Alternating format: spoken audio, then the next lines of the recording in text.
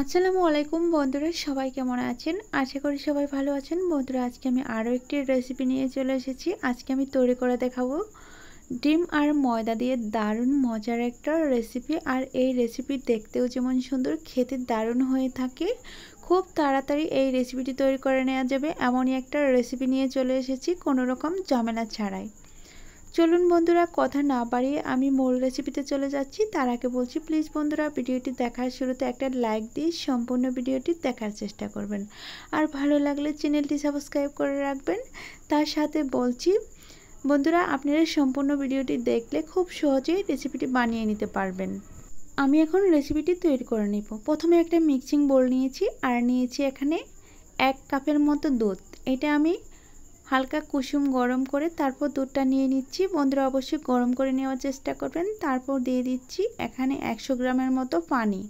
বন্ধুরা, পানিটাও হচ্ছে হালকা কুসুম গরম করা। তারপর দিয়ে দিচ্ছি স্বাদ মতো লবণ। লবণটা দেওয়া হয়ে গেলে এখানে দিয়ে দিব ইস্ট। বন্ধুরা, এই ইস্টটা দেওয়ার কারণে আজকের রেসিপিটি দারুণ সুন্দর হবে। এটা যে কোনো সুপার শপে পেয়ে যাবেন, মাত্র 40 টাকা দাম রাখবে। এখন আমি ঢাকনা দিয়ে ডেকে রাখলাম 5 মিনিটের জন্য। 5 মিনিট পর ফিরে এসে দেখাবো কতটুকু সেট হয়ে গিয়েছে। তো বন্ধুরা, আমি ঢাকনাটা তুলে নিচ্ছি, তারপর দেখিয়ে দিচ্ছি একদম দুধের মতো হয়ে গিয়েছে। এখন আমি একটা কাঁটা চামচের সাহায্যে ভালোভাবে নেড়ে চেড়ে এটাকে মিশিয়ে নেব। আর যখন মিশিয়ে নেওয়া হয়ে যাবে তখন আমি এখানে অ্যাড করে দিব ময়দা। বন্ধুরা, আপনারা চাইলে আটা দিয়েও এই রেসিপিটি তৈরি করে নিতে পারবেন, তবে ময়দা দিয়ে তৈরি করলে দারুণ সুন্দর হবে। আমি এখানে 2 কাপ ময়দা দিয়ে দিব। ময়দাটা দেওয়া হয়ে গেলে আমি এখানে কাঁটা চামচের সাহায্যে আবারও কিছুক্ষণ নেড়ে চেড়ে নিব। বন্ধুরা, আমি প্রথমে হাত দিয়ে এটা কাজ করব না, একটা কাঁটা চামচ দিয়ে এভাবে করে নেড়ে চেড়ে 1 মিনিটের মতো মিশিয়ে নিব। আর আমি এই যে এখানে গরম দুধ আর গরম পানিটা অ্যাড করেছি, এটা ময়দা দেওয়ার পর হালকা একটু ঠান্ডা হয়ে আসবে। আর যখন হালকা ঠান্ডা হয়ে আসবে তখনই আমি এখানে অ্যাড করে দিব একটা ডিম। বন্ধুরা, গরম পানি আর গরম দুধে ডিম দিতে যাবেন না, তাহলে কিন্তু একদম ডিমটা সিদ্ধ হয়ে যাবে, তখন একদমই ভালো লাগবে না দেখতে। তারপর আমি কাঁটা চামচটা তুলে নিলাম। এখন আমি দিয়ে দিচ্ছি একটি ডিম। আমি ডিমটাকে আগে থেকে ভেঙে রেখে দিয়েছিলাম। এখন আমি ডিমটা দিয়ে তারপর হাতের সাহায্যে একটা সুন্দর ডো তৈরি করে নেব। বন্ধুরা, প্রথমে যখন আমি এই ডোটা গুলবো তখন অনেকটাই হাতের মধ্যে লেগে যাবে এবং কি আমার মিক্সিং বোলেও লেগে যাবে। যখন 3 থেকে 4 মিনিটের মতো এভাবে করে নিয়ে নিব তখন হাত থেকে একদমই ছেড়ে আসবে, আর মিক্সিং বল থেকেও কোনো রকম ময়দার ছাপ থাকবে না, একেবারে ক্লিন হয়ে যাবে। এমনই একটা ডো তৈরি করে নিতে হবে। তো দেখেন বন্ধুরা, আমি যখন 3 থেকে 4 মিনিট এভাবে করে ডলে নিচ্ছিলাম বা মুথে নিচ্ছি, তখন দেখবেন এরকম একটা, যে দেখেন কত সুন্দর একটা ডো তৈরি হয়ে গিয়েছে। তো আমি এভাবে করে ডোটাকে একটু গোলাকার শেপ দিয়ে দিব, দিয়ে তারপর একটা ঢাকনা দিয়ে ঢেকে রাখবো 10 মিনিটের জন্য। বন্ধুরা, এটা যদি আপনারা অনেক বেশি রেস্টে রাখেন তাহলে অনেক বেশি ফুলে যাবে, আর যদি অল্পক্ষণ রেস্টে রাখেন তাহলে তারপরেও আজকের রেসিপিটি অনেক বেশি ফুলবে। আমি 10 মিনিট পর ফিরে এসে দেখাচ্ছি। বন্ধুরা দেখেন, আমি 10 মিনিট পর ফিরে এসে দেখাচ্ছি। 10 মিনিট পর অনেকটা ফুলে গিয়েছি। এটা যদি 1 ঘন্টার মতো রাখতাম তাহলে অনেক বেশি ফুলে যাইতো। এখন আমি হাত দিয়ে চেপে চেপে ভিতরে যে একটা বাতাস আটকে গিয়েছে সেটাকে আমি বের করে দিচ্ছি। বন্ধুরা, ভিতরে বাতাসটা বের করে তারপর এটা আমি তুলে নিব একটা বোর্ডের উপর, যেখানে আমি আজকের নাস্তাগুলো তৈরি করব। বন্ধুরা, অবশ্যই একটা পিঁড়ি বা যে কোনো একটা বোর্ডের উপর ক্লিন করে সেখানে এই নাস্তাগুলো তৈরি করে নেওয়ার চেষ্টা করবেন। এতে করে নাস্তাগুলো তৈরি করতে খুবই সুন্দর হবে আর দেখতেও ভালো লাগবে। এখন আমি একটা বোর্ডের উপর নিয়ে নিচ্ছি। বোর্ডটাকে অবশ্যই আগে থেকে ক্লিন করে রাখতে হবে। বন্ধুরা, এখন আমি এটাকে একটা লম্বালম্বি রোল করে নিব। আজকের নাস্তা তৈরি করার জন্য লম্বালম্বি রোল করার খুবই বেশি প্রয়োজন। দেখেন, আমি এটাকে অনেক বড় সাইজের একটা রোল করে নিব, যেহেতু এখানে অনেকটুকু ময়দা ডো হয়েছে। দেখেন আমি কত বড় একটা রোল করে নিচ্ছি। তারপর একটা ছুরির সাহায্যে নাস্তার শেপগুলো এভাবে করে দিয়ে দিচ্ছি। আমি আজকে নাস্তার শেপগুলো এভাবে করেই রেখে দেব, এর চেয়ে অন্য আলাদা কোনো শেপ দিয়ে দিব না। দেখেন, আমি নাস্তাটা এভাবে করে আজকে তৈরি করে নেব, আর এগুলো ভেজে নেওয়ার পর দারুণ সুন্দর একটা কালার আসবে আর শেপটাও অনেক সুন্দর লাগবে। দেখেন বন্ধুরা, আমি এভাবে করে সবগুলো নাস্তা কেটে নিচ্ছি, দেখতে সুন্দর লাগছে। আর এগুলো যখন তেলে দিব তখন আরও বেশি সুন্দর লাগবে, একদম বেনানার মতো হয়ে যাবে। তো তারপর আমি এভাবে করে সবগুলো কেটে দেখাচ্ছি সবগুলো কাটার পর কেমন হয়েছে। এখন আমি সবগুলো একটা প্লেটে তুলে তারপর এগুলো ভেজে নেওয়ার জন্য চলে যাব।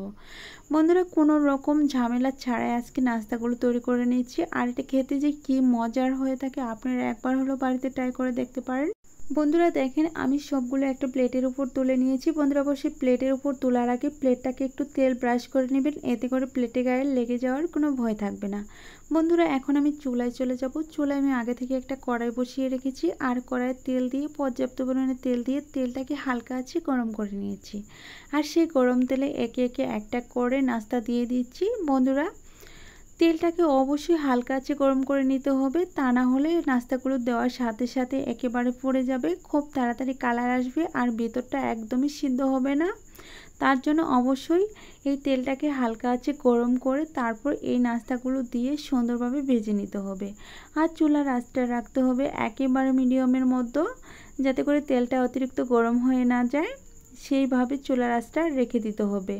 তো দেখেন বন্ধুরা আমি একবার দিয়েছি, এখানে মাত্র 6টি নাস্তা দিয়ে দিচ্ছি আর বাকিগুলো আমি পরে বেঞ্চে বেজে নিব। দেখেন বন্ধুরা দেওয়ার সাথে সাথেই কিন্তু ফোলা শুরু করে দিয়েছে, এগুলো তেলে দেওয়ার সাথে সাথে ফুলে যাবে এমন একটা নাস্তা। আমি 1 মিনিট ভেজে নেওয়ার পর এরকমভাবে ফুলে গিয়েছে। দেখেন প্রতিটি নাস্তা এত বেশি ফুলেছে আর ভিতরটা এত বেশি ফুলকো ফুলকো হবে আপনারা না দেখলে বুঝতে পারবেন না। তো এভাবে করে 2 থেকে 3 মিনিট আমি নাস্তাগুলো ভেজে নেওয়ার সাথে সাথে নাস্তাগুলো আমার রেডি হয়ে গিয়েছে। বন্ধুরা আমি যতক্ষণে এই নাস্তাগুলো ভেজে নেব ততক্ষণে আমার প্রাণপ্রিয় বন্ধুদের কাছে বলছি, প্লিজ বন্ধুরা আমার আজকের রেসিপিটি কেমন হয়েছিল অবশ্যই কমেন্টের মাধ্যমে জানিয়ে দিবেন। আর ভালো লাগলে চ্যানেলটি সাবস্ক্রাইব করে রাখবেন। তার সাথে বলছি যদি আমার কোনো নতুন বন্ধু এসে থাকেন তাহলে প্লিজ বন্ধুরা চ্যানেলটি সাবস্ক্রাইব করে দিয়ে পাশে থাকার চেষ্টা করবেন। আর অবশ্যই আমার চ্যানেলটাতে একবার হলেও ঘুরে আসতে পারেন। আমার চ্যানেলে নানান রকম পিঠার রেসিপি আর নাস্তার রেসিপি অবশ্যই দেওয়া আছে, আপনারা দেখলে অবশ্যই অনেক বেশি পছন্দ করবেন। বন্ধুরা দেখেন কথা বলতে বলতে আমি কিন্তু নাস্তাগুলো ভেজে নিয়েছি, এখন আমি নাস্তাগুলো তুলে নিব হালকা আরেকটু কালার করে। বন্ধুরা এই নাস্তাগুলো চাইলে আপনারা মধু দিয়ে খেতে পারেন অথবা চিনি শিরা করে তারপর শিরা দিয়ে খেতে পারেন, তা না হলে কলার সাথেও নাস্তাগুলো খেয়ে নিতে পারবেন। আবার এগুলো বাচ্চাদের টিফিনেও রাখতে পারেন, তারা খেয়ে অনেক বেশি পছন্দ করবে হাতে তৈরি করা হেলদি এই নাস্তাগুলো। বন্ধুরা আমার নাস্তাগুলো ভেজে নেওয়া হয়ে গেছে, এখন আমি একটা প্লেটের উপর নাস্তাগুলো তুলে নিচ্ছি। দেখেন প্রতিটি নাস্তায় কতটা সুন্দর হয়েছে আর যখন আমি ভেঙে দেখাবো তখন বুঝতে পারবেন ভেতরটা কতটুকু ফুলকো হয়েছে আর কত নরম তুলতুলে হয়েছে। তো একে একে আমি সবগুলো নাস্তা তুলে নিচ্ছি আর সবগুলো নাস্তা তুলে নিচ্ছি। এখন আমি সবগুলো নাস্তা একসাথে করে নিয়ে চলে এসে দেখাবো। বন্ধুরা দেখেন এখানে অনেকগুলো নাস্তা হয়েছে আর নাস্তাগুলো কতটা সুন্দর হয়েছে কত নরম হয়েছে একটু দেখিয়ে দিচ্ছি। বন্ধুরা নাস্তাগুলো ভেঙেও দেখাবো। তবে নাস্তাগুলো এভাবে করে তৈরি করে 2 দিন ঘরে রেখে খেতে পারবেন।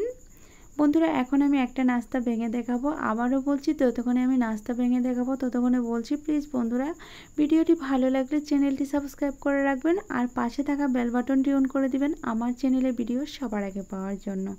আর যদি আমার কোনো নতুন বন্ধু এসে থাকেন তাহলে প্লিজ বন্ধুরা ভিডিওটি দেখে অবশ্যই কমেন্টের মাধ্যমে জানিয়ে যাবেন আজকের রেসিপিটি কেমন হয়েছিল। আর আপনাদের কাছে আমার ছোট্ট একটি অনুরোধ রইল, চাইলে আপনারা আমার চ্যানেলটি ঘুরে আসতে পারেন, এখানে অনেকগুলো রেসিপি তৈরি করা আছে, আপনারা দেখলে অবশ্যই ভালো লাগবে।